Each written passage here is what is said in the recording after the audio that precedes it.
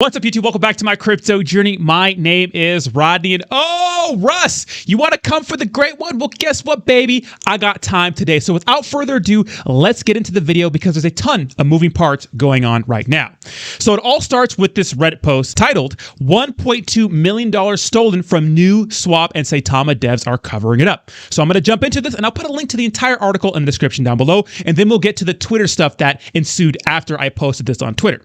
This says, the team behind Saitama token recently released a swap, Saitamask, and have launched a new token, Saita Realty, exclusive to their swap. They launched the token this past Friday and were supposed to set a low max buy limit, but somehow messed this up, allowing some investors to purchase more than almost 100x than they should have. And we know that to be a fact because Just Moonshot from TARP covered it on Scott Herman's show. He says, once the devs caught their mistake, they reset the buy limit and announced that they would be blacklisting the wallets that were able to purchase the larger amount. So the Saitama dev team said they were going to blacklist wallets because they made a mistake, right? So those people that got in initially were blacklisted, right? No fault of their own, just the fault of the team. This person says, one of the persons who got blacklisted found an exploit with Saitamask and drained all of the liquidity out of the Saita Realty LP. He bragged about it on Twitter and got away with at least $1.2 million that investors put into the new project.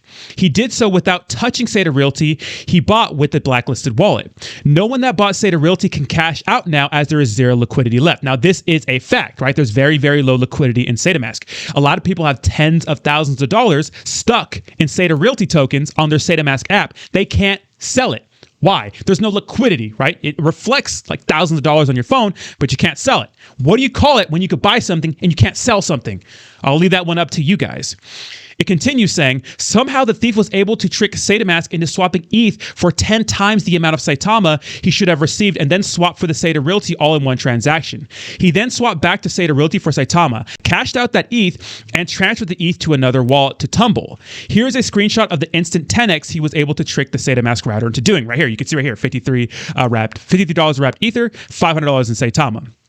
Then it goes to the different transactions and those sorts of things. It continues saying the thief deleted his Twitter account, but there was a screenshot of a post he made about what he did. Note that PeckShield Inc. from his quoted tweet is a crypto security company that tried to alert the team about what was happening. The Saitama team did not realize what was happening until all the money was gone, even though security experts tried to warn them. And you can see right here, right? We're going to talk about this in a second, but PeckShield made this tweet saying, hey, Saitama, you may want to take a look at this, right? And this is their actual Twitter, right? They have 40K followers, a blockchain security and data analytics company, right? So it's no small company, right? So they said, hey, this is going on, right? So keep that in mind. So this guy name was Bantany. He said, blacklist my Addy again, MFers. So this guy was upset that they blacklisted his wallet. Then he said it was rudimentary.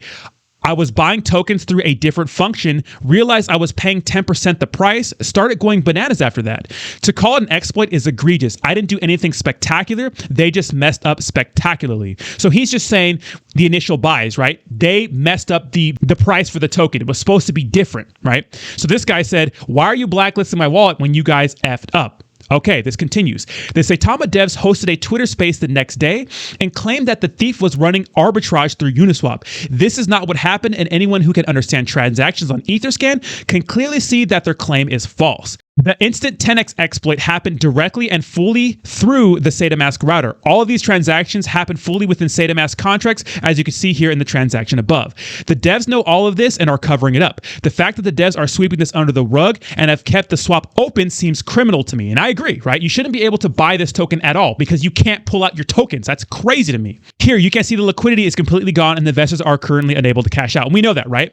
He continues by saying, if you got this far, how do you think the devs should have handled this? While all this was going on, the devs were actively encouraging Saitama holders to take part in a listing competition with OKX, and now they will be listed there. So, you know, we all know about the OKX listing, right?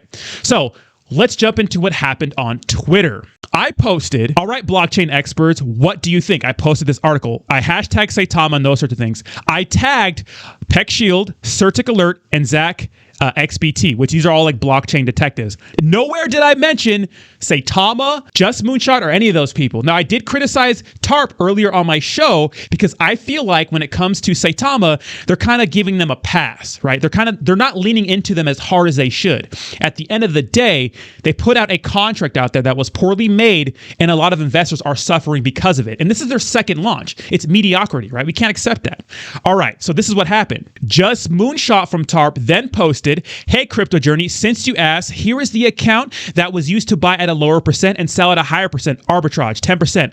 As per the person who bragged about it 3 days ago on Twitter, fixed.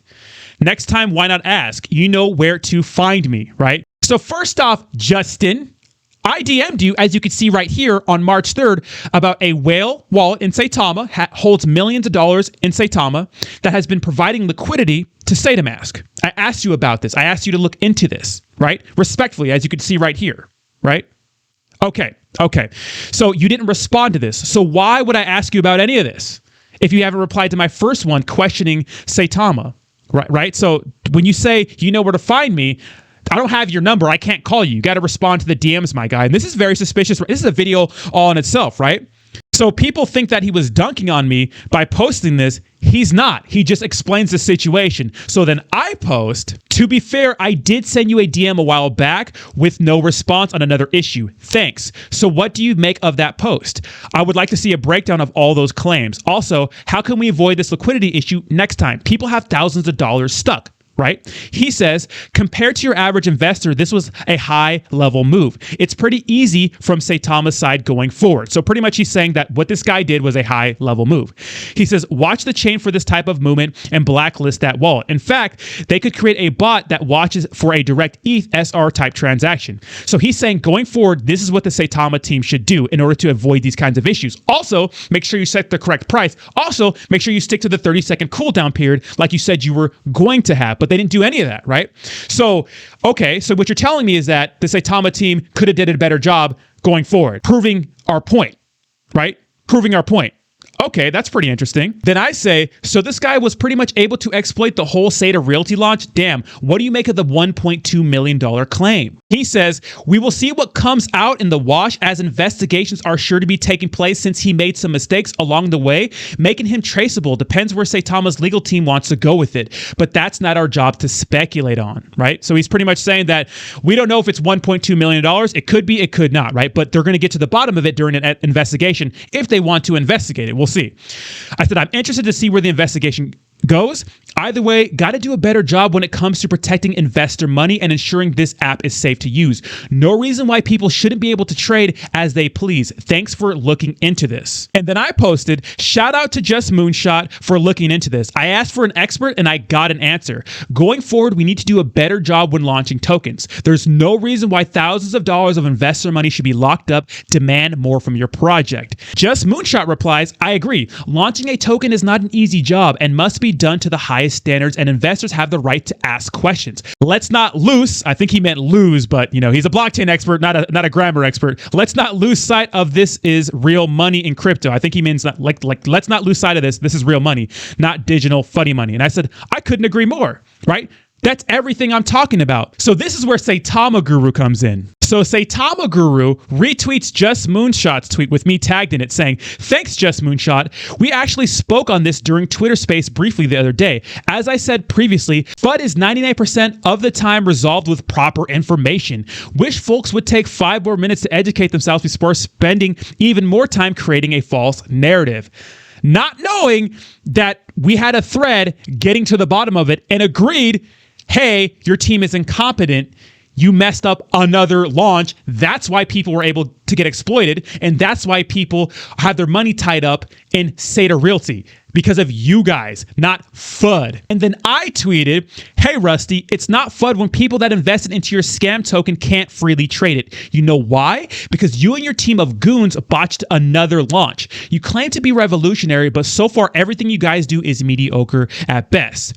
Those are the facts, right? So right away, Russ responded to Ozam Austin the other day, and now he's responding to me.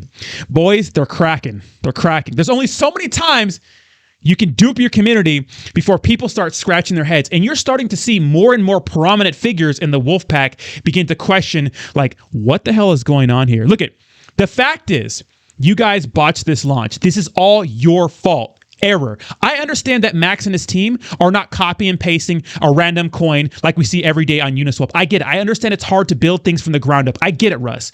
But if we're going to claim to be a revolutionary app in this space, you're going to claim to get on all these exchanges and steal their customers in a DeFi world that is so deep, that has apps out that are already doing what you're trying to do way better. If you're going to come into this space and try to dominate, as you say, you can't keep making these mistakes. Why? A ton of people lost thousands of dollars in gas fees because of your failures.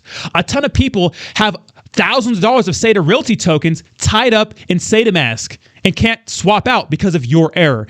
And I know they said they're going to start injecting liquidity. Guys, as soon as they start injecting liquidity, the people that can sell are going to dump as soon as it's available. It's going to happen. I know people personally have 60K and above in Saitama Realty tokens.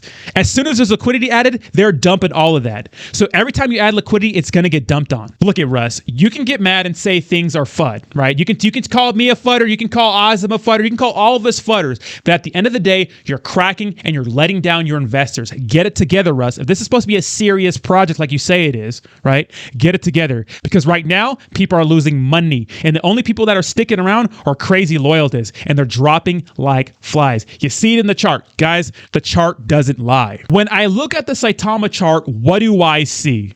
What do I see? The chart doesn't lie. Sure, you could blame it on a bear market. You could blame it on a bear market. But is this down 90% because of a bear market? We're supposed to have a crazy pump. We just got listed on OKX, right? The community gave you a freebie. They gave you a W, Russ. This is not because of FUD. This is not FUD.